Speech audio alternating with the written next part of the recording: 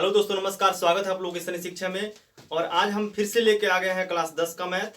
Class 10 के math में आज हम लोग पढ़ने वाले हैं प्रश्नावली 3.3 एनसीईआरटी के मैथ से। ठीक है, 3.3 में दिया हुआ है प्रतिस्थापन विधि से समीकरण बनाने का। ठीक है, तो इसमें पहला क्वेश्चन है कि x प्लस वाई बराबर 14 बराबर समीकरण 1 और x माइनस वाई बराबर 4। समीकरण कितना हो गया? 2। ठीक है, हमें बनाना है प्रतिस्थापन विधि से। प्रतिस्थापन का मतलब होता है कि x या y का मान समीकरण 1 या समीकरण 2 में रख करके बनाना। ठीक है, तो हम बनाना स्टार्ट करेंगे। सबसे पहले देखेंगे ये जो प्रतिस्थापन विधि है, समीकरण में 3 गो विधि होता है: प्रतिस्थापन विधि, विलोपन विधि और वज्र गुणन विधि। ठीक है, तो प्रश्नावली 3.3 में दिया है कि समीकरण को प्रतिस्थापन विधि से हल करना है। ठीक है, अब हम बनाना स्टार्ट करेंगे प्रतिस्थापन विधि से। सबसे पहले बनाते वक्त देखना है, अगर हम माइनस वाला समीकरण 2 में यहाँ पे माइनस दिया हुआ है, अगर माइनस वाला के साथ हम बनाते हैं तो हमें ज्यादा बेनिफिट होगा। ठीक है, ऐसे तो बन जाएगा दोनों समीकरण से, लेकिन अगर यदि माइनस वाला से बनाएंगे तो माइनस में इधर y है, इधर क्या हो जाएगा आके प्लस में हो जाएगा। इसी के चलते हम इससे बनाएंगे तो हमें क्या होगा, हमें ज्यादा आसानी मिलेगा। ठीक है, तो हम लिखेंगे क्या, समीकरण 1 से। ठीक है, नहीं, समीकरण 2 से। समीकरण 2 से। अब समीकरण 2 में क्या है, x माइनस वाई बराबर 4। हमें करना क्या होता है, अब इन दोनों में से किसी एक का वैल्यू हम निकालेंगे, तब ना फिर उसका मान समीकरण 2 से बना रहे हैं, और इसमें अगर y या x का वैल्यू निकलता है तो इसका मान रखेंगे हम समीकरण 1 में, तब फिर वैल्यू हमें जाके आगे प्राप्त होगा। ठीक है, अब x बराबर, इधर 4 तो है ही, y इधर माइनस में है, इधर क्या हो जाएगा आके प्लस में हो जाएगा, तो लिखेंगे प्लस वाई। अब समीकरण कितना हो गया, समीकरण 3 हो गया। ठीक है, अब हमें x का वैल्यू कितना मिल गया, x का वैल्यू मिल गया 4 प्लस वाई समीकरण 3 के रूप में। अब हम क्या करेंगे, यहां पे देखना समीकरण 2 से बनाए हैं तो हमें x का वैल्यू इतना प्राप्त हुआ है।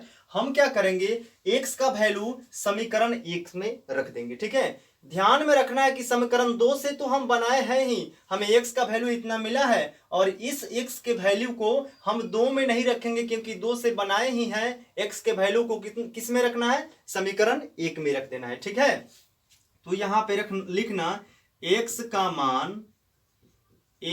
मान समीकरण 1 में प्रतिस्थापित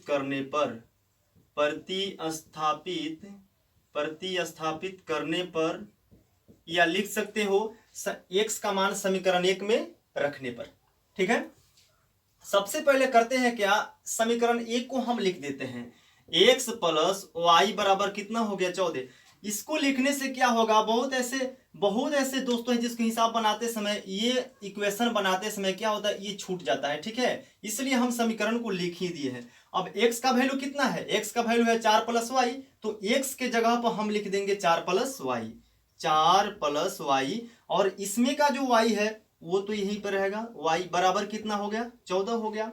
अब देखना, एक y और एक y, क्या y, 2 ठो y, तो यहां पे कर देंगे 2 ठो y बराबर 14। बिना y वाला 4 है, इधर प्लस का है, इधर आके क्या हो जाएगा, माइनस में हो जाएगा। तो 2y बराबर कितना हो गया, 10 हो गया। अब 2 और y गुना के संबंध में है, केवल हमें y का वैल्यू निकालना है। 2 इधर गुना में है, इधर आएगा तो क्या हो जाएगा, भागा में हो जाएगा। तो y बराबर 10/2, 2 पंचे 10। y का वैल्यू कितना हो गया, y का वैल्यू हो गया 5। अब हम क्या करेंगे, y का वैल्यू जो है समीकरण 3 में रखेंगे और x का वैल्यू भी निकल जाएगा। ठीक है, यहां पर लिखना y का मान समीकरण 3 में प्रतिस्थापित करने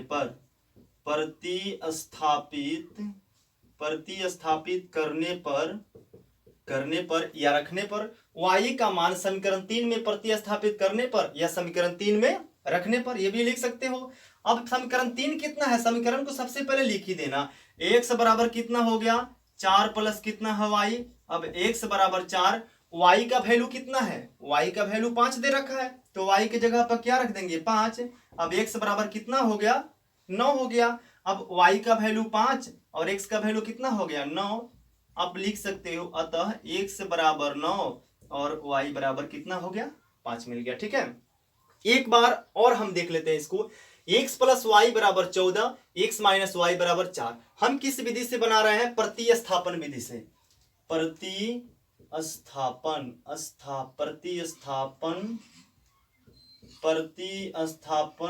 विधि, ठीक है। x प्लस वाई बराबर 14, x माइनस वाई बराबर कितना है? 4 है।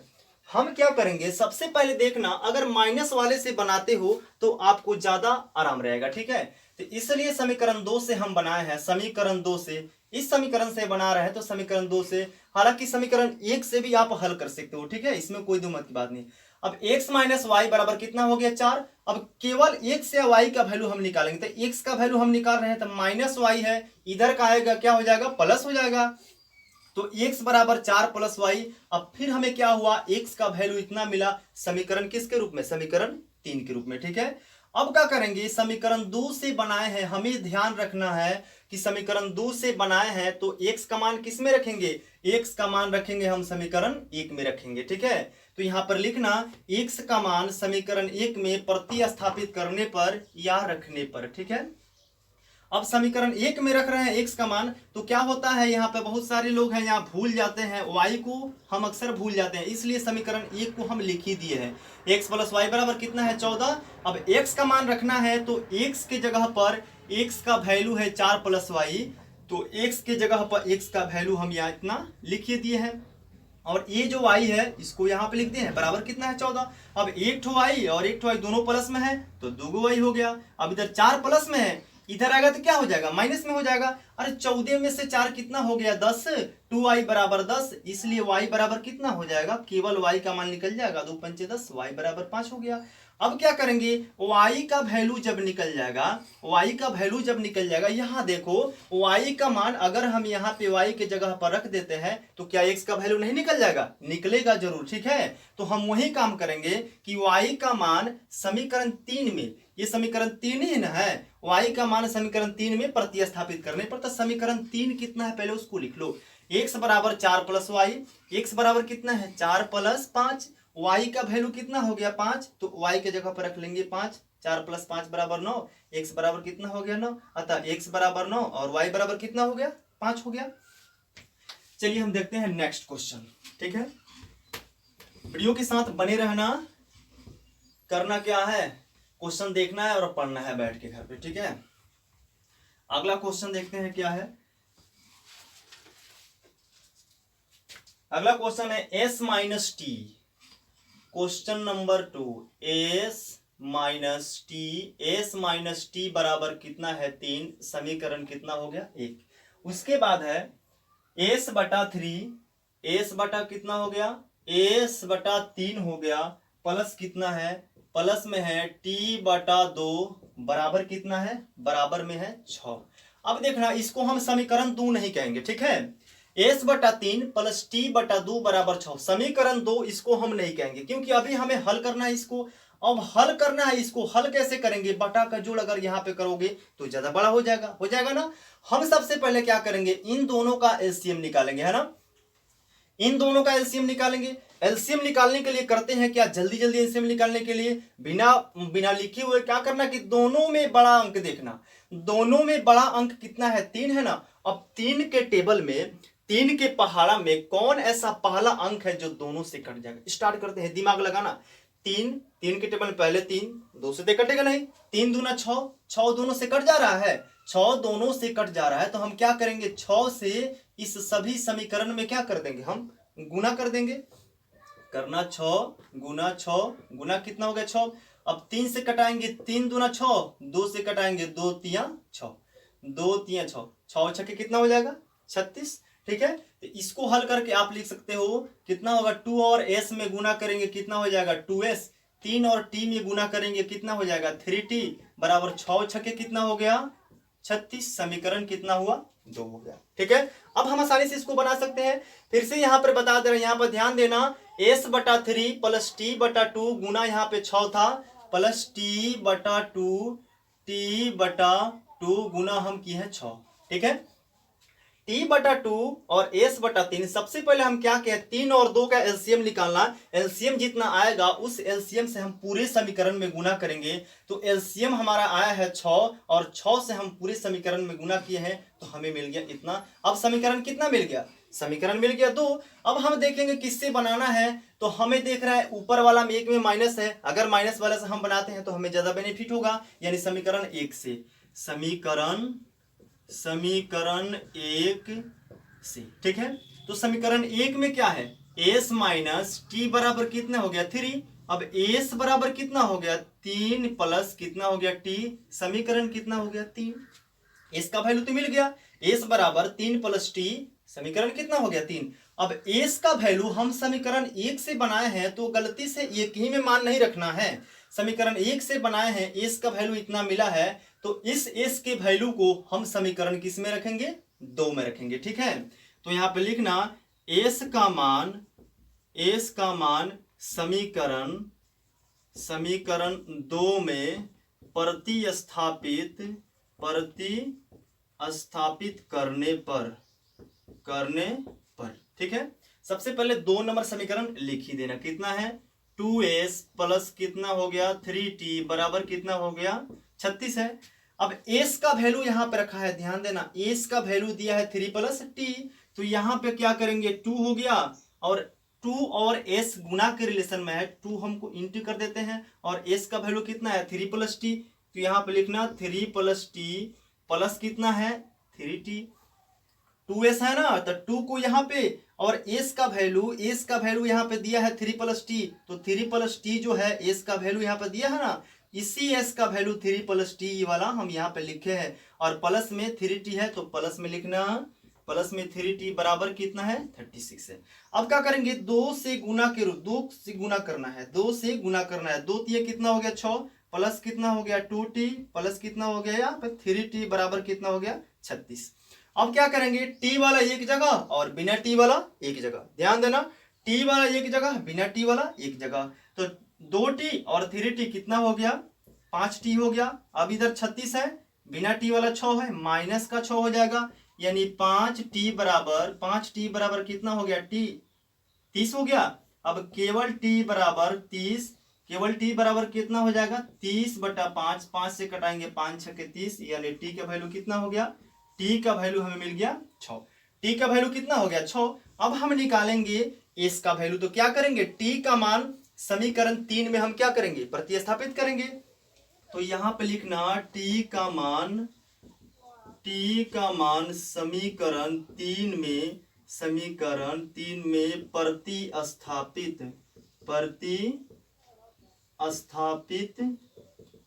करने पर, t का मान समीकरण 3 में प्रतिस्थापित करने पर t का मान कितना है 6 है, तो सबसे पहले समीकरण 3 में हम t का मान रख रहे हैं तो समीकरण 3 यहां पे लिख ही देना, कितना है 3 प्लस t है। अब s बराबर 3, t का वैल्यू कितना है 6, s बराबर कितना हो जाएगा 9, s का वैल्यू कितना हो गया 9 और t का वैल्यू कितना हो गया 6।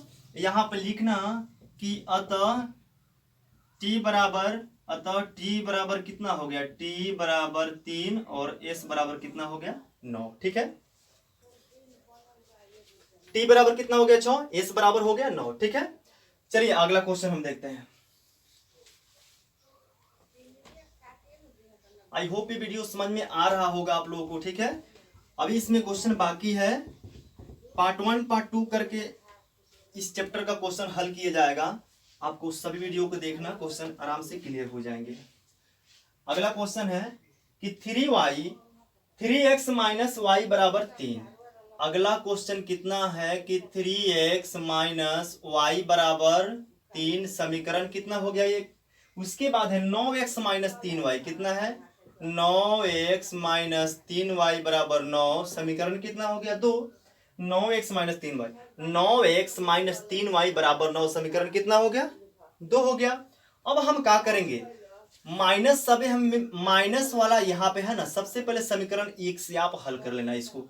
समीकरण यहाँ पे लिखना समीकरण 1 से, समीकरण 1 से हम अब क्या कर लेते हैं, y बराबर हम लिख लेते हैं कितना 3x माइनस 3, y बराबर 3x माइनस 3। अब देखना इसको कैसे लिखे हैं, ये जो यहाँ पे है इसको हम क्या किए, इधर लेके आ गए हैं, और 3 है ना, इसको इधर लेके आ गए। एक बार ध्यान से देखना कितना है, 3x माइनस वाई बराबर 3। हम क्या किया है, y को ले गए हैं उस साइड में और 3 को ले गए हैं इस साइड में। तो 3x माइनस का 3 उधर प्लस में है, इधर आएगा तो माइनस में हो जाएगा। इधर y माइनस में है, उधर जाएगा क्या हो जाएगा, प्लस में हो जाएगा। यानी y का वैल्यू कितना हो गया, 3x माइनस 3। बस उसी को हम यहाँ पे क्या किए हैं, लिख दिए हैं। अब y बराबर कितना हो गया, 3x माइनस 3। समीकरण कितना हो गया, ये हो गया समीकरण 3।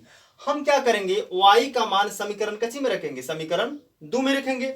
ध्यान में रखना, समीकरण 1 से जब बना रहे हो, समीकरण 1 से जब हम बना रहे हैं तो y का मान समीकरण 1 ही में नहीं रखना है, ठीक है। इस y का मान समीकरण किस में रखना है, 2 में रखना है। तो यहाँ पे लिखना y का मान समीकरण कितना में, समीकरण 2 में प्रतिस्थापित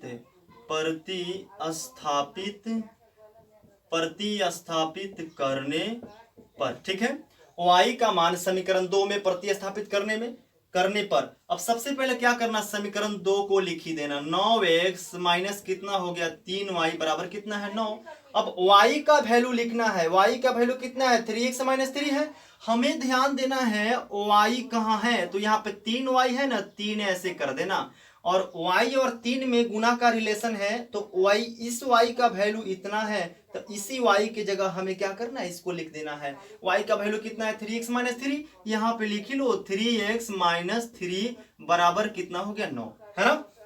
अरे यहाँ पे ध्यान दो, यहाँ पे देखना 3y है ना, 3y है तो y का वैल्यू इतना है, तो y की जगह पर ही रखना है। 3 और y गुना के रिलेशन में है, तो 3 को ऐसे गुना कर देंगे, और y का वैल्यू इतना है तो y का वैल्यू यहाँ पे हम पुट कर देंगे, रख लेंगे, है ना। अब क्या करना है कि 9x माइनस 3 से गुना करेंगे, कितना हो गया 9x, और 3 में 3 से गुना करेंगे 9, माइनस का माइनस में गुना करेंगे क्या हो जाएगा, प्लस। 3 में 3 से गुना करेंगे 9, बराबर कितना हो गया 9। अब देखना माइनस का 9x और प्लस का 9x क्या हो जाएगा, दोनों कट जाएगा। अब क्या मिला, 9 बराबर 9, है ना। माइनस का 9x और प्लस का 9x दोनों जब कट जाएगा तो क्या मिला, 9 बराबर 9। अब हमें क्या मिल रहा है, ये बताइए, इसमें से x का वैल्यू कोई लिखना है, इसमें से x का वैल्यू कोई नहीं निकला है। जब हमें x का वैल्यू नहीं मिला है तो हमें y का वैल्यू भी नहीं मिलेगा। जब हमें x का वैल्यू नहीं मिला है तो y का वैल्यू भी हमें आसानी से निश्चित रूप से नहीं मिलेगा। तो अतः ऐसी रैखिक समीकरण युग्म को हम क्या कहेंगे, अपरिमित रूप से क्या है, अनेक हल है, ठीक है।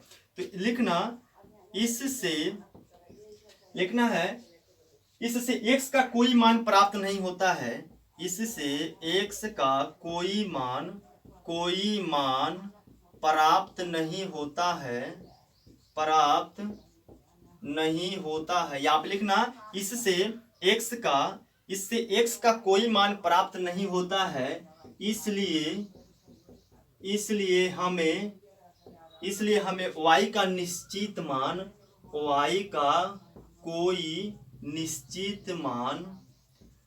का कोई निश्चित मान नहीं मिलेगा, ठीक है। y का कोई निश्चित मान नहीं मिलेगा। अतः हम क्या कह सकते हैं, अतः दिए गए रैखिक समीकरण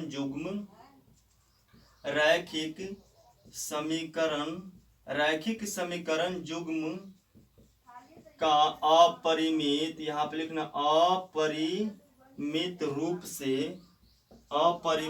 से क्या है, अनेक हल है। क्या है, यहाँ पे अनेक हल है, ठीक है। एक बार और देखना, कह रहा है कि 3x माइनस वाई बराबर 3 और 9x माइनस 3y बराबर 9। तो हम समीकरण 1 से यहाँ पे हल कर लिए, ठीक है। तो y बराबर यहाँ पे करना क्या है, देखना, यहाँ पे y जो क्या है, y जो है यहाँ पे लेफ्ट साइड में, उसको हम ले गए हैं राइट साइड में। y लेफ्ट साइड में है, ले गए हैं राइट साइड में, तो इधर माइनस का इधर क्या हो जाएगा, प्लस में हो जाएगा।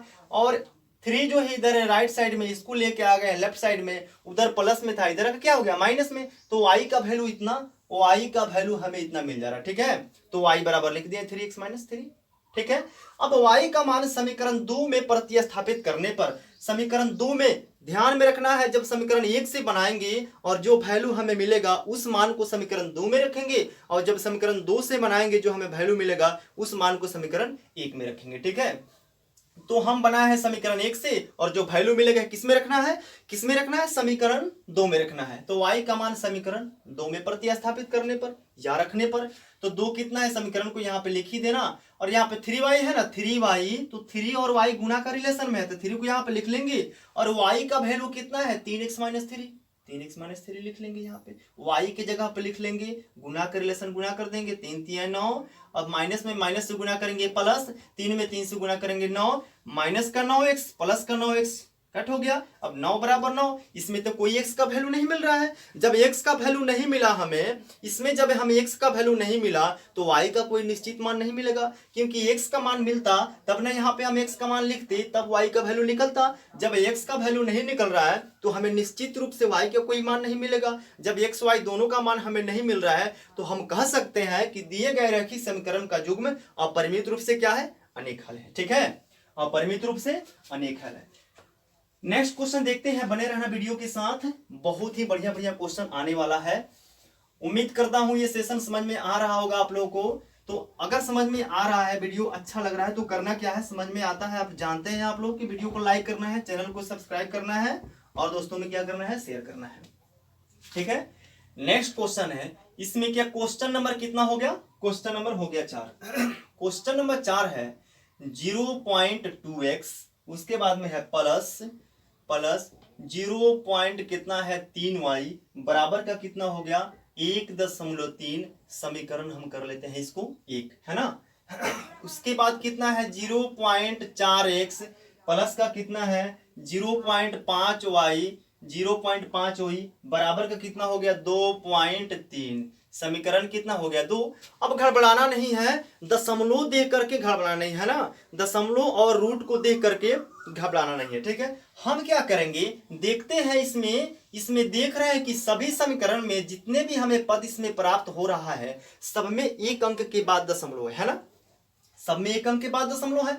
अगर हम क्या करते हैं कि 0.2 है, अब इसको हम जब दशमलव हटाएंगे तो क्या होगा, दशमलव के बाद में एक अंक है तो 2 बटा कितना होता है 10 हो जाता है ना, 2 बटा 10 हो जाता है। तो हम क्या करेंगे, इन दोनों समीकरण के दोनों ओर 10 से गुना कर देंगे। ठीक है, तो लिखना दोनों समीकरण के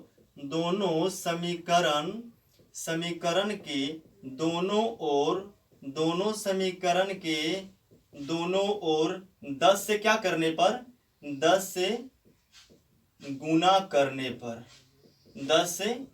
पर हम करेंगे क्या, दोनों समीकरण के दोनों ओर किससे गुना करने पर, 10 से गुना करने पर जो हमें मिलेगा वो हमें वास्तविक समीकरण होगा, और उस समीकरण से हम हिसाब को बनाना शुरू करेंगे। ठीक है, तो 10 से इसमें गुना करेंगे, क्या हो जाएगा, यहाँ पे देखिए 0.2 है ना, अब इसको जब दशमलव हटाएंगे तो 2 बटा 10 हो जाएगा, और जब 10 से गुना करने चलते हैं तो 10 10 खत्म, बच गया कितना 2, तो केवल हो जाएगा कितना 2x।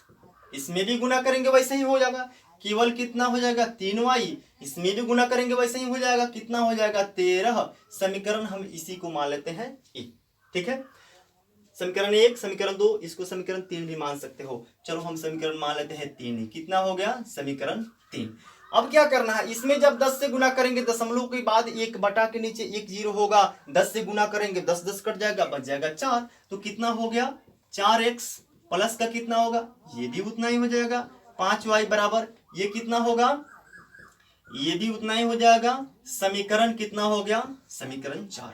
अब इसमें किसी समीकरण से आप निश्चित रूप से बना सकते हो, है ना। हम बना रहे हैं समीकरण कितना से, समीकरण 1 से बना लेंगे, समीकरण 3 से, समीकरण 3 से बनाना। तो यहां पे कर लेते हैं समीकरण कितना से, समीकरण 3 से। तो समीकरण 3 को सबसे पहले आप लिख ही लो। ठीक है, इसमें ज्यादा डिजिट दिख रहा है ना, कहीं एक्स वाई सब में डिजिट है, तो ऐसे लिखने में अगर गड़बड़ हो जाता है समीकरण को आप लिख ही लो, उससे कोई दिक्कत नहीं होने वाला है ना। समीकरण कितना हो गया 3y बराबर कितना हो गया 13। अब हम क्या करते हैं, इसको या इसको उधर लेके चल जाओ, है ना। तो लिखना 2x बराबर कितना हो गया 13 हो गया। अब 3y इधर प्लस में है, इधर लेके आएंगे क्या हो जाएगा माइनस में, माइनस का कितना हो गया 3y। अब केवल x, यहां पर देखो केवल एक का मान निकालना है ना, केवल x का मान निकालना है। तो x बराबर कितना होगा 13 माइनस कितना हो जाएगा 3y बटा का कितना हो जाएगा 2, इधर गुना में है, इधर का क्या हो जाएगा भगा में हो जाएगा। ये समीकरण कितना हो गया 5 हो गया। समीकरण कितना हो गया 5 हो गया।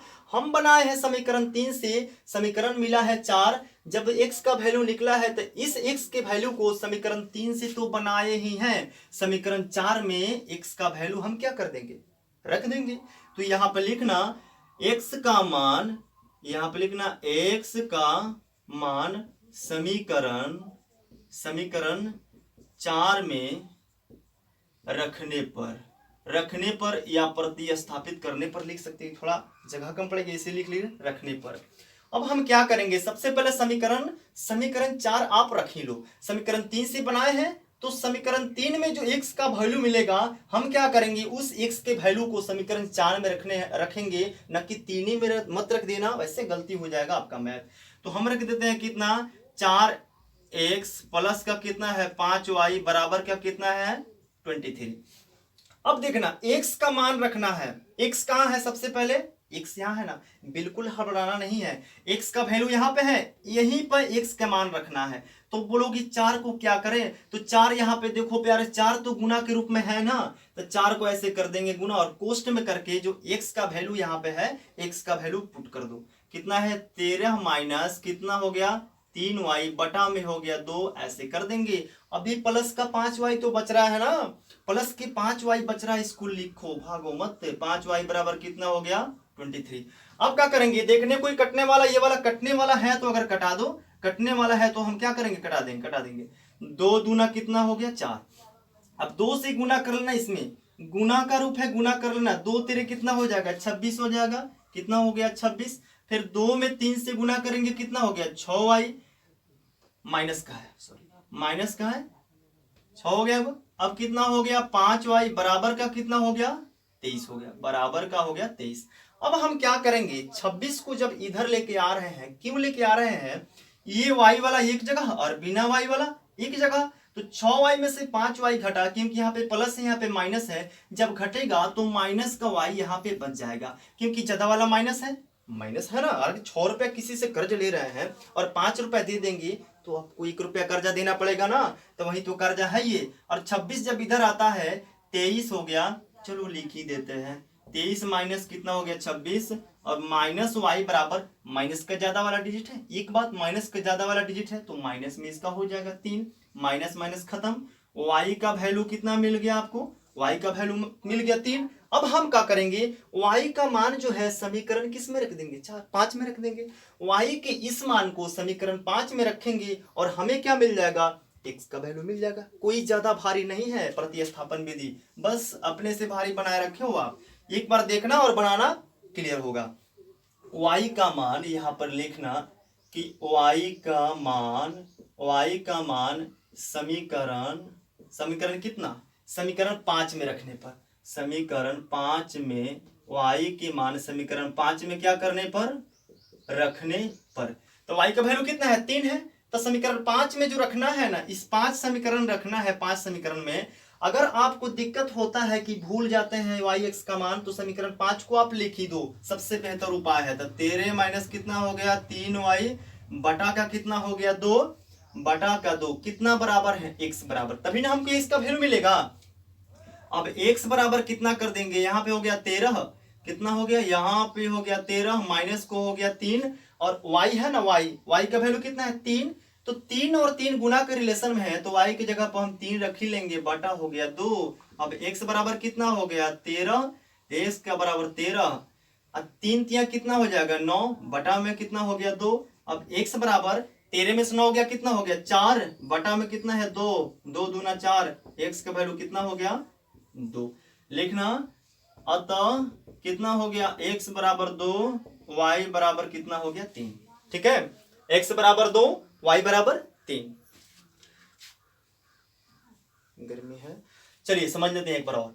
0.2x 0.3x बराबर 1.3, 0.4x 0.5y बराबर इतना। हम क्या करेंगे दशमलव देख के, बिल्कुल हड़बड़ाना नहीं है, आपको समझाने के लिए हम ये सब काम किए, ठीक है। यदि समझ में ना आए तो इससे फायदा क्या, इसलिए फिर से एक बार और समझा रहे हैं, आप ध्यान से देखना, ठीक है। दशमलव के बाद अगर एक अंक है तो दोनों समीकरण में हम क्या करेंगे, समीकरण में दोनों ओर हम 10 से क्या करेंगे, गुना करेंगे, है ना। समीकरण में दोनों ओर 10 से गुना कर लेंगे। जब 10 से गुना करेंगे, दशमलव के बाद एक अंक हल करेंगे, तो दशमलव को अगर बनाएंगे, दशमलव के बाद एक अंक तो बटा 10 हो जाएगा, गुना 10 करेंगे। अरे दशमलव के बाद जब एक अंक रहता है हम बनाते हैं तो उसके बदले एक जीरो होता है ना, कट जाएगा, केवल 2 बचा, है ना। अब वैसे सब में करेंगे, सबके बाद सब में दशमलव के बाद एक एक डिजिट है तो सबका उतना ही आ जाएगा, और फिर इसको हल करेंगे। समीकरण 1 से बनाए हैं, 2x + 3 बराबर इतना, 2x का वैल्यू निकालेंगे, 3y इधर प्लस में इधर का माइनस में, x बराबर इतना हो जाएगा, x का मान समीकरण इसमें रखना, बस कोई ज्यादा भारी तो नहीं है, ठीक है। नेक्स्ट क्वेश्चन देखते हैं हम, अगला क्वेश्चन क्या है। 1 नंबर में 2 और क्वेश्चन बाकी है, ठीक है, ध्यान से देखना। इसमें लगभग कितने क्वेश्चन है, 6, 5 और 6 क्वेश्चन है, ठीक है। क्वेश्चन देखते हैं इसमें हम क्या है। अगला क्वेश्चन रूट वाला है ना, रूट वाला क्वेश्चन है, बस आ गया दुश्मन रूट वाला क्वेश्चन। हड़बड़ाना नहीं है, रूट से बिल्कुल डरना नहीं है, रूट से हमें क्या करना है, डरना नहीं है। लिखा है √2x। अगला क्वेश्चन है कि √2x प्लस का कितना है, √3y, √3y बराबर का कितना है, 0। उसके बाद है, ये हो गया समीकरण 1। उसके बाद में दिया है √3x, कितना है, √3x माइनस करना है, √3x माइनस का √8y, माइनस का √8y बराबर 0, समीकरण का हो गया 2, है ना। रूट देकर बिल्कुल डरना नहीं है, ठीक है। √2x प्लस √3y बराबर 0। हम क्या करें, कहे है ना, जिसमें माइनस होगा आप उससे बनाना, आपको ज्यादा बेनिफिट होगा, परेशानी नहीं होगा, ठीक है। तो समीकरण 2 में देख रहे हैं माइनस है, तो यहां पर कर लेना समीकरण कितना से, समीकरण 2 से। तो 2 में, समीकरण 2 में क्या है, √3x माइनस √8y बराबर 0। अब √3x इधर माइनस का है, हम क्या करेंगे, हमें x का वैल्यू निकालना है, तो इधर तो उसको जाना पड़ेगा। तो √अंडर कितना हो गया, 8y, इधर प्लस का, इधर क्या हो जाएगा, माइनस का हो जाएगा। इधर प्लस में, इधर माइनस में, इधर आके प्लस में हो जाएगा। अब केवल x का मान निकलेगा, y का मान निकलेगा, तब ना हमको मान निश्चित रूप से मिलेगा। अब x बराबर कितना हो गया, √8y, 3 और x गुना के रूप में है, 3 को केवल इधर लाएंगे, √3 को तो भागा हो जाएगा, √3 समीकरण कितना हो गया, 3 हो गया। √3 समीकरण कितना हो गया, 3 हो गया। अब क्या करना है, समीकरण 2 से बनाए हैं और x का जो वैल्यू मिला है इसको क्या करेंगे, हम समीकरण 1 में रख देंगे, है ना। x का मान समीकरण 1 में क्या करने पर, रखने पर। आप लिख सकते हो समीकरण प्रतिस्थापित करने पर या रखने पर, दोनों में से कोई आप लिख सकते हो, है ना। तो समीकरण 1 को पहले आप लिख ही दो, कितना है, √2x प्लस कितना है, √3y बराबर 0 है। अब हम क्या करेंगे, x की जगह पर x का वैल्यू लिखना है ना, देखना इधर ध्यान से, x है ना, तो इस x के वैल्यू को यहाँ पे क्या कर लेंगे, लिख लेंगे, है ना। तो √अंडर जो 2 है x से गुना के रूप में है, तो इसको ऐसे कर लेंगे। अब √8y यहाँ पर लिखी दो, √8 बटा कितना है, √3y प्लस का कितना है, √3y बराबर कितना हो गया, 0 हो गया। अब यहाँ पे ध्यान रखना कि √2 में अगर इससे गुना करते हैं तो कितना हो जाएगा, केवल हमको 4 मिलेगा, केवल √अंडर कितना मिलेगा। चलो ऐसे भी हो सकता है, आप वैसे भी बना सकते हो, डायरेक्ट गुना कर भी बना सकते हो, इसका वर्गमूल निकाल करके भी बना सकते हो। हम क्या करेंगे, इसका निकाल लेते हैं वर्ग। अगर 8 का हम फैक्टर करते हैं तो कितना हो जाता है, कर लो, 2 चौका 8, 2 दूना 4, यानी कितना मिलेगा, 2√2 मिल जाएगा, है ना। कैसे हो गया 2√2, इसको ऐसे करो आप, कितना हो जाएगा, 4 दूना 8, 4 का वर्गमूल कितना हो गया, 2, इस बेचारे 2 का वर्गमूल निकलेगा नहीं, 2 उधर रह जाएगा, तो कितना हो जाएगा, 2√2, ठीक है, 2√2 हो जाएगा। तो हम लिखेंगे √2 और कितना हो जाएगा, 2√2 बटा कितना हो गया, √3, यहाँ पे हो जाएगा y प्लस कितना हो गया, √3 यहाँ पे जोड़, रूट अंडर कितना हो गया 3y बराबर के यहाँ पे हो गया 0। हम क्या करेंगे देखना, अब इससे गुना का रिलेशन है, गुना करना, रूट अंडर 2 में रूट अंडर 2 से गुना करेंगे कितना हो जाएगा रूट अंडर 4, है ना। अब रूट अंडर 2 में रूट अंडर 2 गुना रूट अंडर 2 बराबर कितना हो गया रूट अंडर 4। 4 का अगर हम वर्ग निकालते हैं तो कितना हो जाएगा 2। 4 का वर्गमूल निकालते हैं 2, और इस 2 से कितना होगा, इस 2 में गुना करेंगे कितना होगा, सॉरी हाँ, रूट 2 का रूट 2 से गुना करेंगे 4 हो जाएगा, और 4 का वर्गमूल कितना होता है 2, और इस 2 में इस 2 से गुना करना है कितना हो जाएगा 4 हो जाएगा। तो हम लिख देंगे 4y बटा 3 बटा रूट अंडर 3 प्लस कितना हो जाएगा रूट अंडर 3y बराबर 0, है ना। यहां पर एक और ध्यान से देखना, रूट अंडर 8 बटा रूट अंडर 3y है ना, रूट अंडर 8 को हम रूट अंडर 8 का वर्गमूल निकालेंगे तो कितना होता है 4 दूना 8 होता है, तो 4 का वर्गमूल निकल जाएगा, 2 का नहीं निकलेगा तो कितना हो जाएगा 2 रूट 2 बटा रूट 3y। अब गुना करेंगे तो रूट 2 को रूट 2 से गुना करेंगे रूट अंडर 4, 4 का वर्गमूल 2 होता है, और उस 2 को इस 2 से गुना करेंगे तो 4y हो जाएगा बटा रूट अंडर 3 प्लस इतना बराबर उतना हो गया। अब हम क्या करते हैं, बताया है कि जब हर में कोई भी डिजिट रहता है, यहाँ पर रूट अंडर 3 है, तो रूट अंडर 3 से हम क्या करेंगे सभी समीकरण में क्या करेंगे हम गुना कर देंगे। तो रूट अंडर 3 से गुना करेंगे सभी समीकरण में, जब इसमें रूट अंडर 3 से गुना करेंगे, यहाँ पे हम गुना करेंगे रूट अंडर 3 से, तो रूट अंडर 3 और रूट अंडर 3 क्या हो जाएगा खत्म हो जाएगा, केवल कितना बच जाएगा 4y, केवल बचेगा 4y प्लस का कितना हो जाएगा रूट अंडर 3 से रूट अंडर 3 में गुना करेंगे तो केवल कितना हो जाएगा 3y बराबर कितना हो गया 0। 4y प्लस का 3y कितना हो जाएगा 7y बराबर 0। अब y बराबर 0 बटा 7 यानी मिल जाएगा क्या y बराबर 0। y बराबर क्या मिला 0। अब y का मान क्या होगा, y का मान y का मान जो है समीकरण कथी में रख लेंगे 3 में, y का मान समीकरण 3 में रखने पर, तो यहाँ पर लिखना y का मान समीकरण 3 में, y का मान समीकरण 3 में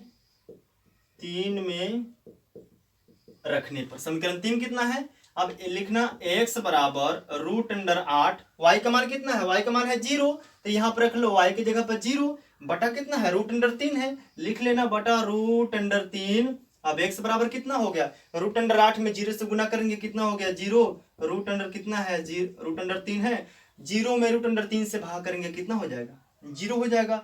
लिखना कि अतः x बराबर कितना 0, y बराबर 0, है ना। यहां से देखना समीकरण 1 समीकरण 2 माइनस वाला से बनाओगे आपको ज्यादा बेनिफिट रहेगा, है ना। माइनस वाला से बनाया है समीकरण 2 से, root under 3x minus root under 8y बराबर 0, रूट अंडर 3x इधर माइनस का इधर हो जाएगा प्लस का, ये गुना के रूप में है, रूट अंडर 3 इधर आ जाएगा भागा हो जाएगा, x का मान समीकरण 1 में रखने पर समीकरण 1 में रख दो, रूट अंडर 2x है ना, x के जगह पर इस x के वैल्यू को रखना है, तो x के जगह पर रखेंगे ना, x का वैल्यू कितना है रूट अंडर 8y बटा रूट अंडर 3, तो यहाँ पे x था और इसी के जगह पर ना इसको रखे हैं, इसके वैल्यू इतना है, इस वैल्यू को यहाँ पर रखे हैं रूट अंडर 3 यहाँ पे है ही, अब प्लस हो गया प्लस रूट अंडर 3y यहाँ पे रखे हैं।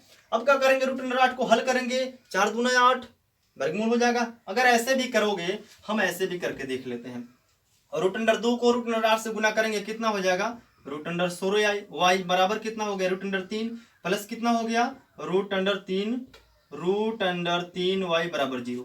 अब 16 कितना का होता है 16 होता है 4 का, y के ऊपर तो स्क्वायर नहीं है, y का हमको गलत हो जाएगा, इसलिए हम क्या करेंगे ऐसे ही आप हल कर लेना, 2 रूट 2y बटा रूट 3 हो जाएगा, इसको गुना करेंगे इतना आएगा, रूट वाला में रूट वाला से गुना करेंगे तो 4 होगा, रूट के अंदर 4 और 4 का वर्गमूल कितना होता है 2, और उस 2 को इस 2 से गुना करेंगे 4y हो जाएगा बटा रूट अंडर 3, प्लस में है प्लस है तो प्लस रूट अंडर 3y बराबर 0। अब क्या कहेंगे जो हर में डिजिट रहता है, हर में जो अंक रहता है उससे हम सब में क्या कर लेते हैं गुना कर लेते हैं। क्यों करते हैं गुना, अगर बटा का जोड़ बनाएंगे तो फिर बात वही आएगा, तो रूट अंडर 3 से गुना करेंगे, इसमें यहाँ पर भी हो जाएगा रूट अंडर 3 से रूट अंडर 3 खत्म, बच जाएगा 4y प्लस, अब इस रूट अंडर 3 से फिर इसमें गुना है तो रूट अंडर 3 में रूट अंडर 3 से रूट अंडर 9 हो जाएगा, गुना करेंगे तो 9 कितना का वर्गमूल है 3 को, तो यहाँ बच जाएगा 3y, 4y प्लस 3y बराबर 7y बराबर 0, y बराबर इतना आई होप ये वीडियो आपको अच्छा लगा होगा। अगर ये वीडियो अच्छा लगा होगा तो प्लीज चैनल को लाइक सब्सक्राइब करना ना भूलें, और फिर मिलेंगे अगले वीडियो में। तब तक के लिए गुड बाय।